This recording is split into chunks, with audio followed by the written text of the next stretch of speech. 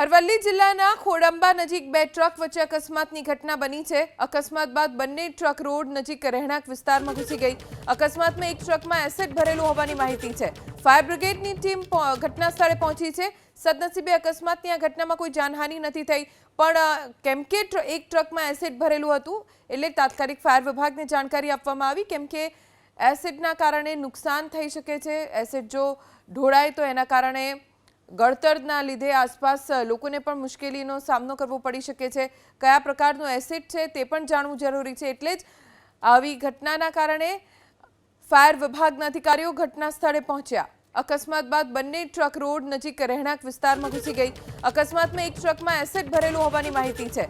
Fire બ્રિગેડની team ઘટના સ્થળે પહોંચી છે। સદનસીબે અકસ્માતની આ ઘટનામાં કોઈ જાનહાનિ નથી થઈ, પણ કેમ કે એક ટ્રકમાં એસિડ ભરેલું હતું એટલે તાત્કાલિક ફાયર વિભાગને જાણકારી આપવામાં આવી, કેમ કે એસિડના કારણે નુકસાન થઈ શકે છે। એસિડ જો ઢોળાય તો એના કારણે ગળતરના લીધે આસપાસ લોકોને પણ મુશ્કેલીનો સામનો કરવો પડી શકે છે। કયા પ્રકારનો એસિડ છે તે પણ જાણવું જરૂરી છે, એટલે જ આવી ઘટનાના કારણે ફાયર વિભાગના અધિકારીઓ ઘટના સ્થળે પહોંચ્યા।